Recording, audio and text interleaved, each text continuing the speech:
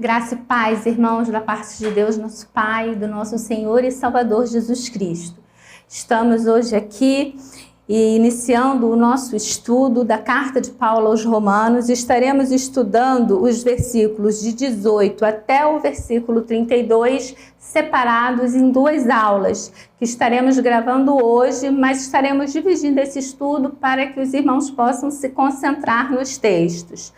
Como os irmãos sabem, Paulo, ele escreve a carta aos Romanos, ele nunca tinha conhecido a igreja em Roma, nunca tinha tido oportunidade de ir à igreja em Roma, ele tinha o desejo de ir a Roma, e Paulo também tem, além desse desejo de ir a Roma, ele tem o objetivo de, por meio do conhecimento que aqueles irmãos fizessem dele, aqueles irmãos o encaminhassem para a Espanha. E agora, irmãos, nós vamos ver nesse trecho da carta que estamos iniciando a estudar, Paulo explicando para aqueles irmãos a urgência dele em ir para Roma. Então, Paulo vai estar aqui falando a respeito da idolatria e da depravação dos homens. Paulo vai estar falando que os entregues, os gentios e reprováveis sentimentos. Paulo vai estar falando aqui a respeito da revelação geral de Deus. E isso, meus irmãos, é um assunto de teologia sistemática, porque um dos primeiros capítulos de teologia sistemática é revelação e escritura. E então ela vai falar a respeito da revelação geral, ela vai falar sobre a revelação restrita, da revelação especial, não restrita. Ele vai falar então da revelação geral, vai falar da revelação especial e vai falar da revelação que Deus faz por meio das Escrituras, que está contida dentro da revelação especial.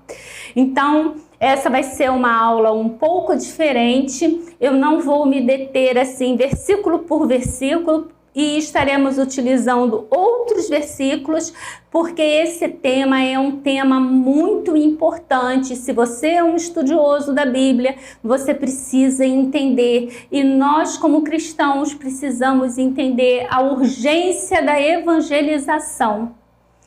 E esse texto fala sobre isso. Vamos curvar as nossas frontes antes mesmo de ler o texto e vamos pedir a Deus que esteja nos dirigindo, que esteja me usando para que eu possa falar de forma bem explicativa, de forma bem natural, para que os irmãos possam entender essa parte das Escrituras. Oremos. Amado Deus, eterno Pai, glorificado seja o Teu nome. Somos gratos a Ti, ó Deus, por tudo aquilo que o Senhor tem feito por nós, porque o Senhor tem nos sustentado, o Senhor tem nos capacitado, e aqui estamos nós, ó Deus, para fazer aquilo que mais amamos na vida, que é expor a Tua palavra, expor aquilo que o Senhor fala ao meu coração. O Senhor tem falado muito ao meu coração através do estudo da Carta aos Romanos. O Senhor tem falado em especial por meio desse texto que agora estaremos estudando. E eu te peço que da mesma forma que o Senhor tem se revelado a mim e o Senhor tem falado ao meu coração, que o Senhor alcance cada coração que estiver ouvindo esse estudo, em qualquer tempo, em qualquer época. Fala, ó Deus, convença os Espírito Santo da necessidade de estarmos pregando, da necessidade de estarmos falando que só Jesus Cristo salva. E se alguém, por algum motivo, ouvir esse vídeo, assistir, ó Deus, essa aula e ainda não te tem como único e suficiente Salvador, Senhor, que possa haver o encontro dessa alma contigo, que possa haver, ó Deus, uma reconciliação, que possa haver arrependimento, que possa haver cura e libertação. Senhor, muito obrigado. Fala aos nossos corações. Dirige-nos, ó Deus, por meio desse estudo, em nome de Jesus. Amém. O texto fala o seguinte: a idolatria e depravação dos homens. A ira de Deus se revela no céu contra toda impiedade e perversão dos homens que detêm a verdade pela injustiça. Porquanto o que de Deus se pode conhecer é manifesto entre eles, porque Deus lhes manifestou. Porque os atributos invisíveis de Deus, assim o seu eterno poder, como também a sua própria divindade, claramente se reconhecem desde o princípio do mundo, sendo percebidos por meio das coisas que foram criadas.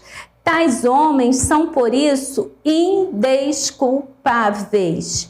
Portanto, tendo conhecimento de Deus, não o glorificaram como Deus, nem lhe deram graças, antes se tornaram nulos em seus próprios raciocínios, obscurecendo-se-lhes o coração insensato. Inculcando-se por sábios, tornaram-se loucos e mudaram a glória do Deus incorruptível em semelhança de imagem de homem corruptível, bem como de aves, quadrúpedes e répteis. Por isso, Deus entregou tais homens à imundícia pela consciência dos seus próprios corações, para desonrarem o seu corpo entre si. Pois eles mudaram a verdade de Deus em mentira, adorando e servindo a criatura em lugar do Criador, o qual é bendito eternamente. Amém.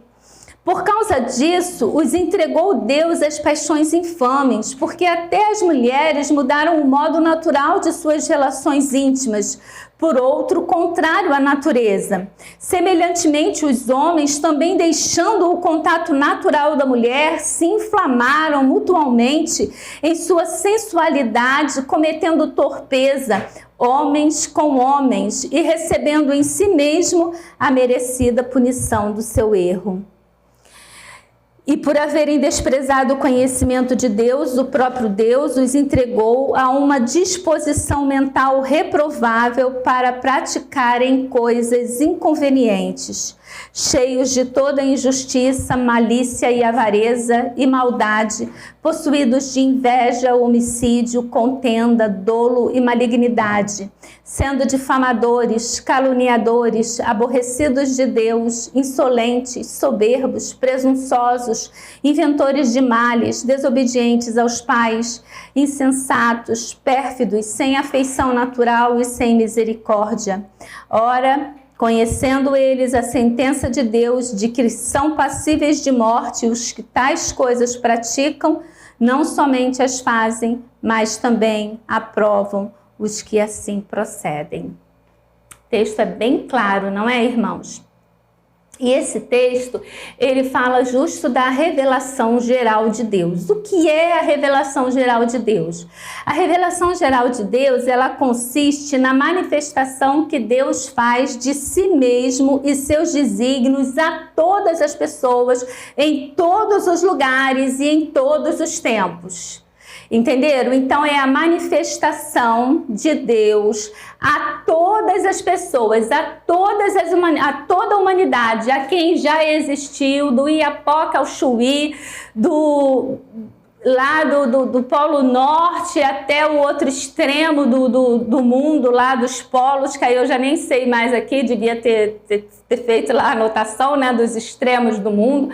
Mas, irmãos, todos os homens que já existiram, existem e existirão, em todos os tempos, Deus se manifestou, Deus revelou os seus atributos naturais a essas pessoas.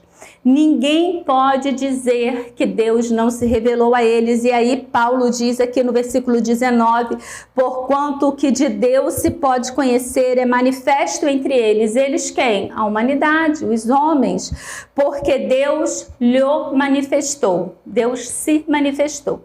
De que forma, né? Você pode estar me perguntando, mas de que forma que Deus se manifestou? Deus se manifestou por meio da natureza, da criação. Deus se manifestou através da história e Deus se manifestou através da consciência humana. A consciência humana, a história, a natureza. Essas são formas de Deus se revelar. Entenda que essa revelação geral, ela não inclui, por exemplo, o plano de redenção, nem certas qualidades ou atributos de Deus como nós temos registrados nas Escrituras. Ela não vai falar, por exemplo, da onisciência, onipresença, onipotência de Deus. Ela não vai falar várias coisas que nós que conhecemos a palavra temos revelado pela Escritura, e essa parte é faz parte da revelação especial. Essa revelação geral, irmãos, é uma revelação que Deus faz dele de um modo geral, de tal forma que, como Paulo diz aqui, eles são indesculpáveis. No versículo 20, Paulo vai dizer: porque os atributos invisíveis de Deus, assim o seu eterno poder, como também a sua própria divindade, claramente se reconhecem desde o princípio do mundo, sendo percebido por meio das coisas que foram criadas, tais homens são por isso indesculpáveis. O que isso quer dizer, irmãos? Um homem que olha para a natureza, um homem que olha para as estações, que observa a necessidade de termos, irmãos, 3 meses com primavera, 3 meses com verão, 3 meses com outono, 3 meses com inverno. Haveria, irmãos, alguma condição da própria natureza se estabelecer dessa forma, sem que houvesse um ser criador superior que estabelecesse todos esses momentos? A posição do sol, a forma como ele, não é, faz ali a Terra faz a sua rotação, passando então ali a ter o dia e ter a noite. As distâncias, irmãos, exatas, precisas que nós temos entre os planetas, entre as coisas que estão ali, que compõem o sistema celeste, é tudo tão preciso, é tudo calculado nos mínimos detalhes. E aí a gente pergunta, seria possível que tudo isso viesse ao acaso? Tem como se crer, como se admitir que realmente isso seria possível, irmãos? Alguém pode pensar dessa forma? Então essa é uma forma de Deus se revelar por meio da natureza. E eu estou utilizando aqui o livro, não é, que eu estudei na minha pós-graduação de Teologia Sistemática, do Zacarias de Aguiar Severa. E o Zacarias de Aguiar Severa, ele vai dizer o seguinte: as obras da criação manifestam Deus e seus atributos. A realidade da criação reflete a existência de um ser sobrenatural, poderoso, eterno e sábio, que trouxe à existência todas as coisas e as mantém. Isso também é muito importante, porque Deus não só trouxe à existência todas as coisas, mas Deus mantém todas as coisas em perfeito funcionamento. E aí ele cita novamente os versículos 19 e 20, que eu vou ler novamente. Peço aos irmãos que sublinhem esse versículo, ou peguem um lápis de cor ou um lápis de cera e passem aí por cima, não é, desses versículos, porque são de importantíssimo interesse de uma pessoa que se diz evangélica, de uma pessoa que crê em Jesus Cristo como único Salvador. E ele diz: portanto, o que de Deus se pode conhecer é manifesto entre eles, porque Deus manifestou. Porque os atributos invisíveis de Deus, assim o seu eterno poder, como também a sua própria divindade, claramente se reconhecem desde o princípio do mundo, sendo percebidos por meio das coisas que foram criadas. Tais homens são, por isso, indesculpáveis. O salmista, ele vai dizer lá, o Salmo 19, versículo 12, é um salmo até que a gente gosta muito de recitar, e ele faz essa declaração também. Então Paulo, ele foi revelado no Novo Testamento, mas a gente vê aqui que o salmista, ele já tinha essa mesma revelação. Olha o que o salmista lá, séculos atrás, vai dizer a respeito dessa questão. Salmo 19, versículo 1 e 2. Os céus proclamam a glória de Deus e o firmamento anuncia as obras da sua mão. Um dia discursa outro dia e uma noite revela conhecimento a outra noite. Não há linguagens nem a palavra e deles não se ouve nenhum som. No entanto, por toda a terra se faz ouvir a voz e as suas palavras até aos confins do mundo.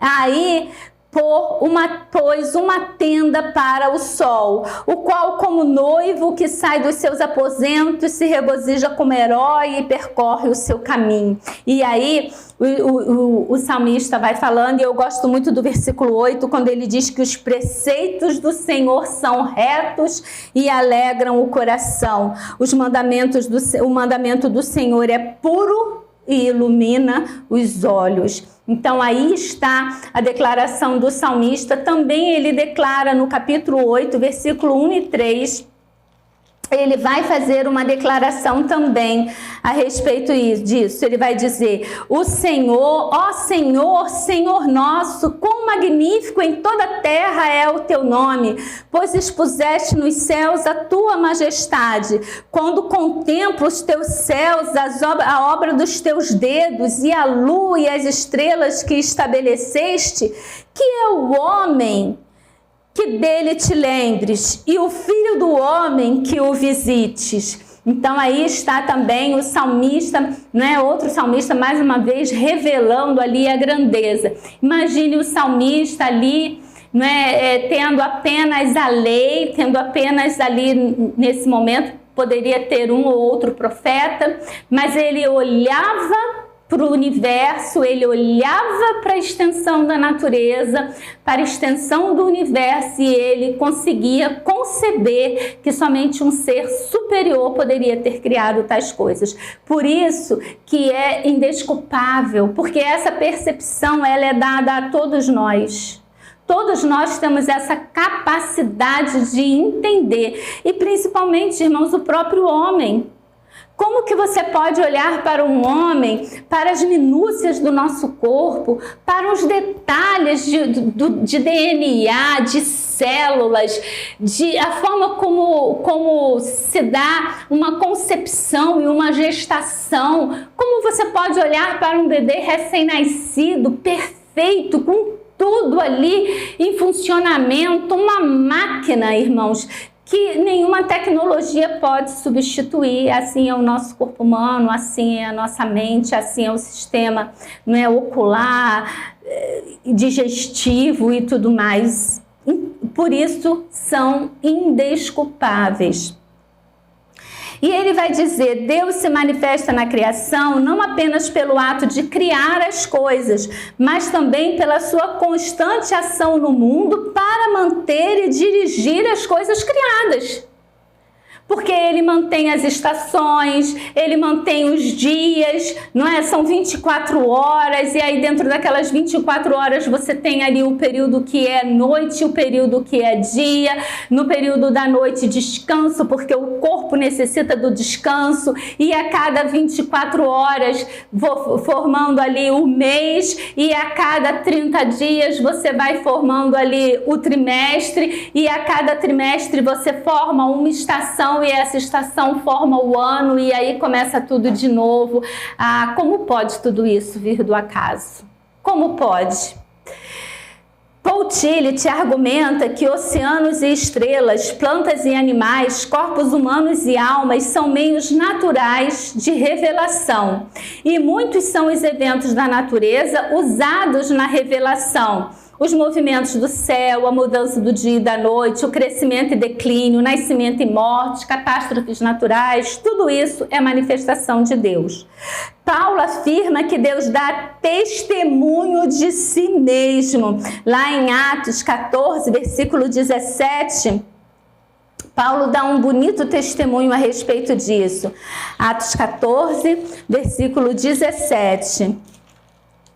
Ele vai dizer: contudo, não se deixou ficar sem testemunho de si mesmo, fazendo bem, dando-vos do céu chuvas e estações frutíferas, enchendo o vosso coração de fartura e alegria. Lindo esse versículo, não é mesmo? E temos outros textos, irmãos, que eu vou apenas citar, e vocês, por favor, anotem. O Salmo 104, versículos 19 e 24, Mateus 6, versículos 26 a 30, falam também ali da revelação geral de Deus por meio da criação. O segundo meio da revelação geral de Deus é a história, como falamos. Essa revelação de Deus por meio da história, ela é um pouco mais complicada das pessoas realmente assim, ela não é tão... Desculpa a expressão que vai ser um pouco vulgar, não está tão na cara assim, né? Não está tão exposta assim ao nosso entendimento, porque a pessoa precisa se deter primeiro em conhecer a história, em estudar história de outros países, o mover, né? O passado. Então aí a gente pode ter uma certa dificuldade que seria até ali concebível. Mas a Bíblia também vai falar dessa revelação. Outro modo da revelação geral são os atos de Deus na história. Deus age na história dos homens e Deus age na história dos povos. Certos fatos que ocorrem na história denunciam a presença e atuação de Deus, embora isso seja mais difícil de ser percebido. O salmista reconhece que a exaltação não vem do Oriente nem do Ocidente, nem do deserto, mas Deus é quem julga. Ele abate um e exalta o outro. Está lá no Salmo 75. Versículos 6 e 7. Porque não é do Oriente, nem é do Ocidente, nem do deserto que vem o auxílio. Deus é o juiz, a um abate e ao outro exalta. Eu até gosto muito de um texto que diz que é Deus quem constitui rei, é Deus quem destitui rei, porque quando a gente chega nessa época de eleição e fica essa briga aí de um lado para o outro, a gente tem que saber que Deus é quem estabelece os governos, para o bem ou para o mal, irmãos. É Deus quem estabelece os governos. O profeta Daniel afirma que é Deus quem muda os tempos, as estações, remove e estabelece os reis. Olha aí, foi Daniel que disse isso. É ele quem dá sabedoria aos sábios e entendimento aos que o conhecem. Isso é quando Daniel ali no capítulo 2, versículo 21, está revelando ao rei Nabucodonosor o sonho que ele havia tido. O apóstolo Paulo, ele vai declarar em Romanos 13, versículo 1, que, vamos abrir lá, né? Romanos 13, versículo 1. Todo homem está sujeito às autoridades superiores, porque não há autoridade que não proceda de Deus, e as autoridades que existem foram por ele instituídas. Eu não quero dar nomes, mas todos nós conhecemos histórias de pessoas que um dia afrontaram Deus. Um cantor famoso que um dia disse, por exemplo, que ele era mais famoso do que Jesus Cristo, e morreu de forma banal, sem nenhum sentido, um homem com toda uma vida, um talento sobrenatural, e morreu assim, sem sentido. Aqui, numa história um pouco recente do Brasil, tivemos um presidente que foi eleito e ele disse que ninguém impediria ele de subir à esplanada do Planalto. E no dia da posse dele, ele ficou doente. Ele nunca recebeu posse porque ele veio a morrer. São exemplos assim. Você pode dizer, mas fulano disse isso, essa heresia, e ele continua vivo. Sim, mas sabe, a gente tem que ver que o nosso Deus, ele tem coisa que às vezes ele fala assim, basta. Oh, meu Deus, misericórdia para quem Deus diz basta. Ele tolera, mas tem uma hora assim que parece que é aquela última gota, né, no copo d'água, e Deus diz basta, acabou, e ele corta. Assim como ele deixou Nabucodonosor feito uma besta fera lá, né, comendo mato, porque Nabucodonosor olhou e disse, eu sou o grande. Assim como ele disse para o filho ou neto de Nabucodonosor, Beltesazar, quando Amão escreveu lá, não é? E ele disse, pesado foste na balança. Nessa noite você vai morrer, porque você foi pesado na balança. Você foi posto em julgamento e você foi pesado na balança. Eu até tenho assim bastante respeito, né? Não só por isso, por toda a escritura, mas esse texto fala muito ao meu coração, sempre que eu me sinto assim, agindo em não conformidade com aquilo, porque fazemos isso, não é, irmãos? No nosso dia a dia, às vezes sabemos que aquilo ali não é do agrado de Deus, sabemos que devemos ser mais cuidadosos com determinadas áreas da nossa vida, e sempre que eu me sinto partindo para essa situação, eu lembro desse texto de Deus falando ali para Beltesazar: você foi pesado na balança, Beltesazar, e a minha oração é para que eu nunca seja pesada na balança de Deus. Mas vamos continuar aqui. Então, o testemunho bíblico é que Deus age soberanamente na história das nações e na vida das pessoas. Irmãos, quer ação maior da parte de Deus do que com o povo de Israel? Uma nação pequena, eram 60 pessoas que compunham uma família. 60 homens que foram para o Egito e passaram ali 450 anos como escravos. Irmãos, olha, se não fosse o agir de Deus, eles deveriam ter deixado de existir durante muito tempo. Depois de 40 anos navegando, passando ali pelo deserto, também poderiam ter morrido de qualquer coisa, de fome, de sede, de doença, imagina, né? 600 mil pessoas. Acho que nós já chegamos a esse número de pessoas que morreu de Covid aqui no Brasil, não já? Então, em menos de 2 anos, teria eliminado ali, exterminado toda a nação de Israel. Depois eles entraram no território deles, teve lá, depois da guerra, quando eles deixaram de ser uma nação. Irmãos, se não fosse o agir de Deus, se não fosse o cuidado de Deus com aquele povo, eles não viveriam até hoje. E o último é a consciência humana. O que é Deus agindo na consciência humana? Deus se revela na consciência humana, principalmente na consciência moral e religiosa. Há no ser humano uma noção do que é certo e do que é errado. Os julgamentos morais do homem envolvem mais do que suas preferências, gostar ou não, mais do que um mero utilitarismo. O apóstolo Paulo diz que os gentios não têm lei e praticam as coisas da lei por natureza. Embora não tenham lei, tornam-se lei para si mesmo, demonstrando que o que a lei exige está escrito no coração deles, tendo ainda o testemunho de sua consciência e dos seus pensamentos, que ora os acusam e ora os defendem. Não é? Romanos 2, versículos 14 e 15. Quer dizer, Deus, ele se manifesta na consciência humana. O homem, irmãos, ele por si só, ele é pecador. Mas dentro de nós, como é que o homem é mau, ele é pecador? Agora, dentro de nós existe assim, aquela consciência, porque sem ter a lei, sem ter o conhecimento bíblico, como que eu sei que eu estou praticando o pecado? Eu sei quando eu prejudico, quando eu faço pelo outro aquilo que eu não gostaria que o outro fizesse comigo. Então, quando alguém lá, vamos dizer, uma tribo indígena lá no meio do Amazonas, né? Aí um índio vai lá e rouba a Índia do outro índio.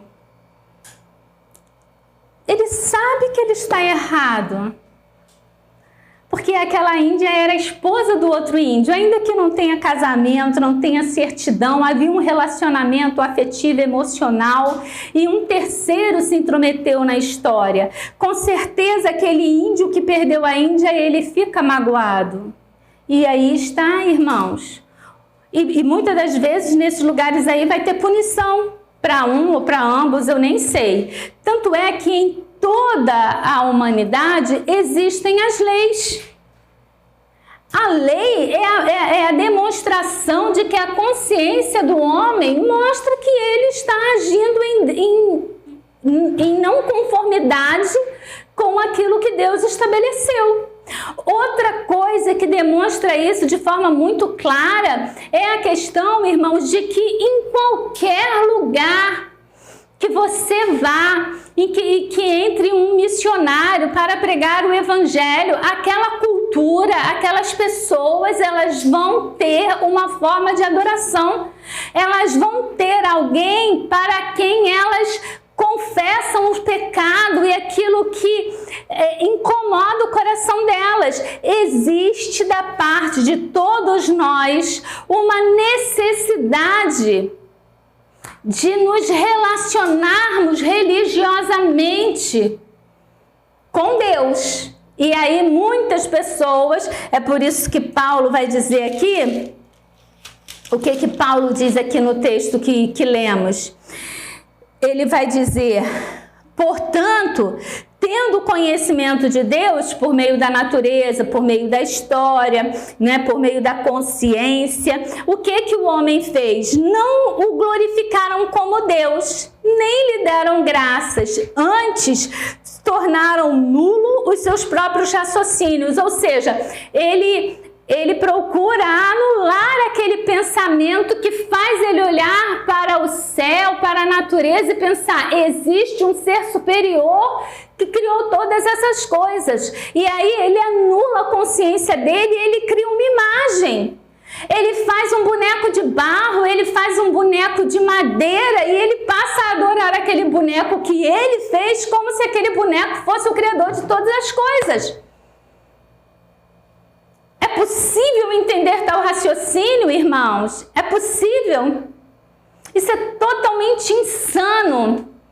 E está aqui, Paulo está dizendo, antes se tornaram nulos em seus próprios raciocínios, obscurecendo-lhes o coração insensato.